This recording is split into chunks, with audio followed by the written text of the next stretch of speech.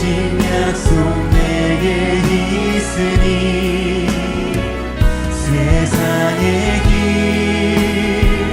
그 험한 길 수리하네 성령으로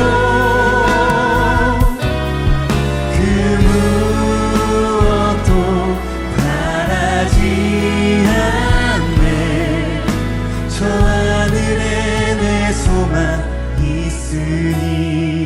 할렐루야. 오늘도 말씀과 기도로 하루를 여는 여러분을 사랑하고 축복합니다.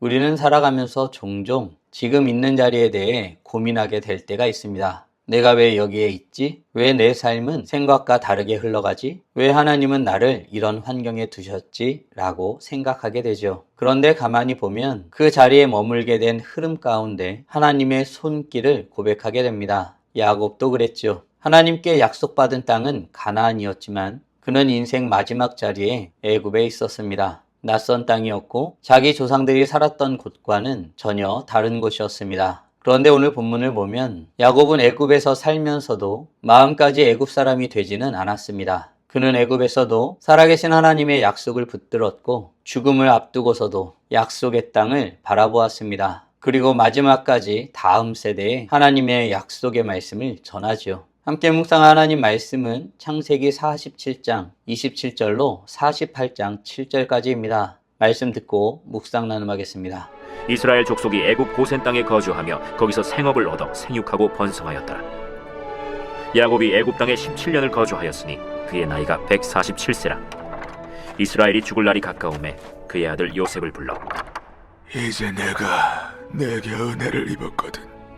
청하노니 내 손을 내 허벅지 아래에 넣고 인애와 성실함으로 내게 행하여 애굽에 나를 장사하지 아니하도록 하라. 내가 조상들과 함께 눕거든 너는 나를 애굽에서 메어다가 조상의 묘지에 장사하라. 내가 아버지의 말씀대로 행하리이다. 내게 맹세하라. 그가 맹세하니 이스라엘이 침상머리에서 하나님께 경배하니라.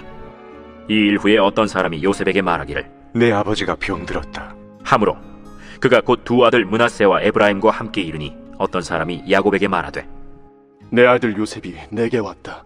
하매 이스라엘이 힘을 내어 침상에 앉아 요셉에게 이르되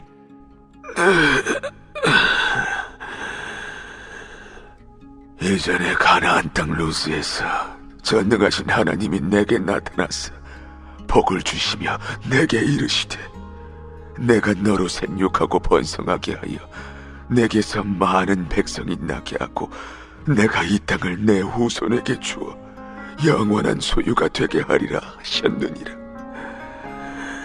내가 애굽으로 와서 내게 이르기 전에 애굽에서 내가 낳은 두 아들 에브라임과 므낫세는 내 것이라. 르우벤과 시므온처럼 내 것이 될 것이요 이들 후에 내 소생은 내 것이 될 것이며 그들의 유산은 그들의 형의 이름으로 함께 받으리라.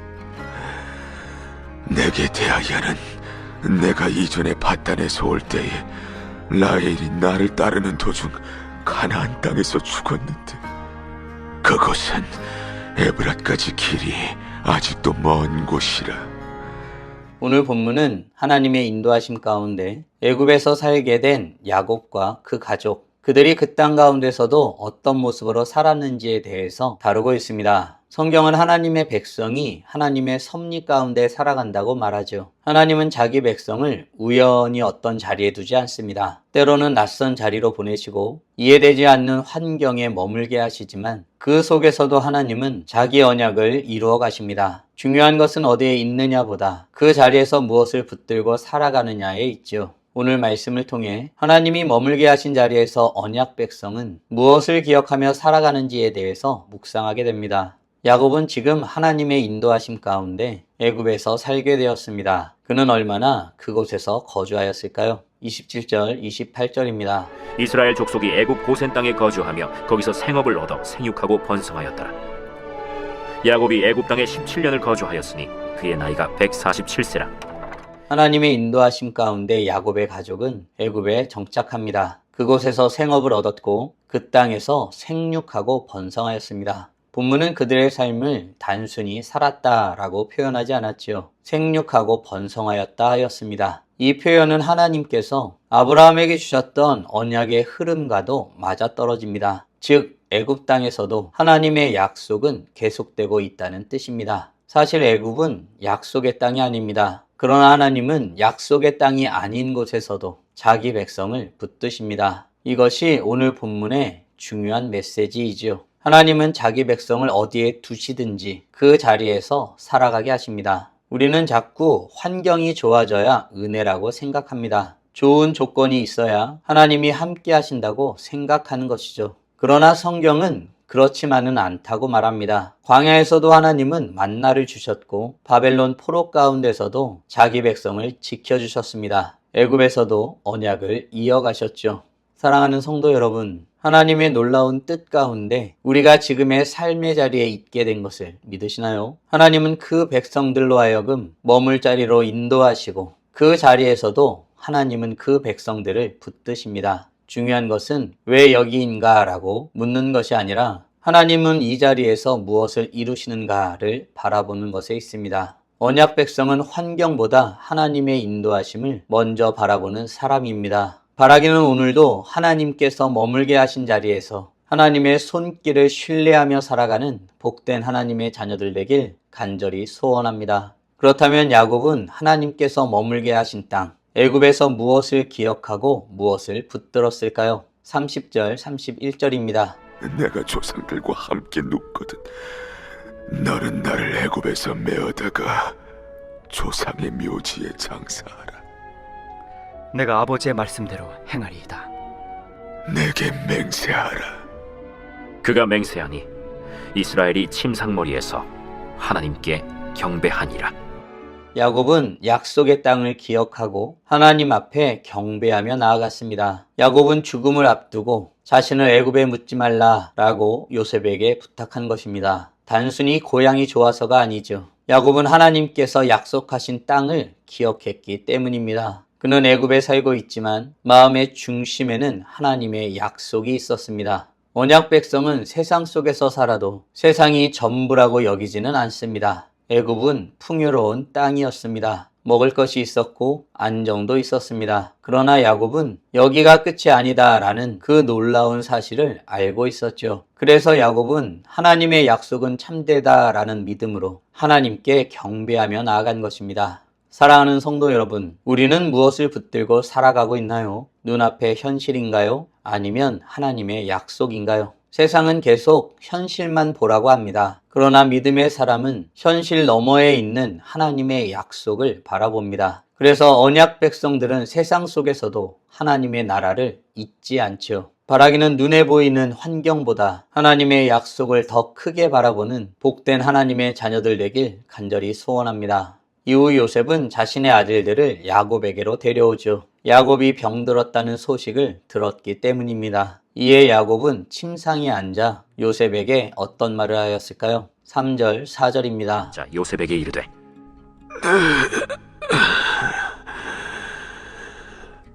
이전에 가나안 땅 루스에서 전능하신 하나님이 내게 나타나서 복을 주시며 내게 이르시되 내가 너로 생육하고 번성하게 하여 내게서 많은 백성이 나게 하고 내가 이 땅을 내 후손에게 주어 영원한 소유가 되게 하리라 하셨느니라.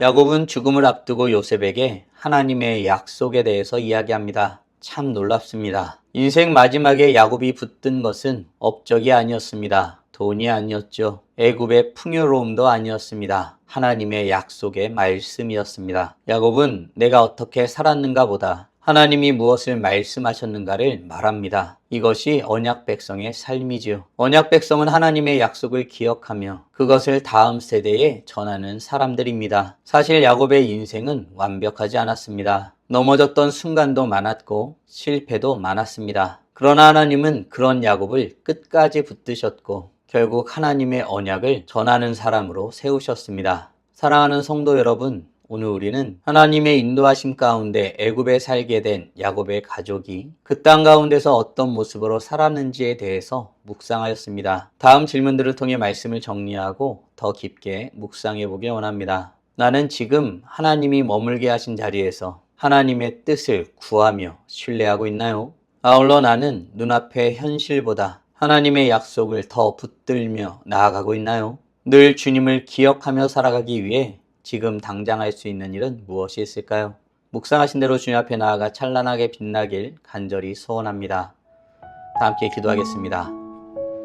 살아계신 하나님 감사합니다. 오늘도 우리에게 복된 날을 허락하여 주시고 주의 말씀으로 하나님이 어떤 분이신지 무엇을 원하시는지 우리가 어떤 존재이고 어떻게 살아야 하는지 깨닫고 고백하게 하심에 감사드립니다. 마지막 때가 가까웠을 때 야곱은 하나님의 언약을 말하며 하나님의 약속을 기억하며 그 약속대로 행하여 달라고 부탁하는 모습을 확인하게 되었습니다. 세상을 등지고 떠나는 마지막 때에 결국 기억하고 남길 것이 하나님의 약속의 말씀임을 다시 깊이 새겨보게 됩니다. 우리가 얼마나 주님의 말씀을 신뢰하며 주의 말씀을 따라 살아가기를 힘쓰는지 돌아보게 됩니다. 신실하신 주님의 약속의 말씀을 붙들고 주의 약속의 말씀대로 살아가길 소원하는 우리 모두가 될 수 있도록 은혜 내려 주시옵소서. 주님께서 말씀하신 대로 반드시 이루어짐을 우리는 알고 있습니다. 주님께서 허락하신 이 놀라운 지식으로 주님을 더욱더 경외하며 살아가게 하여 주시고 주의 언약의 말씀에 인도하심을 쫓아 살아가는 하나님의 자녀들 될 수 있도록 은혜 내려 주시옵소서. 오늘도 주님을 더욱 알게 원하고 주의 약속의 말씀에 붙들림 받아 살아가길 간절히 소원합니다. 이로써 찬란하게 빛나는 우리 모두가 되게 하여 주시고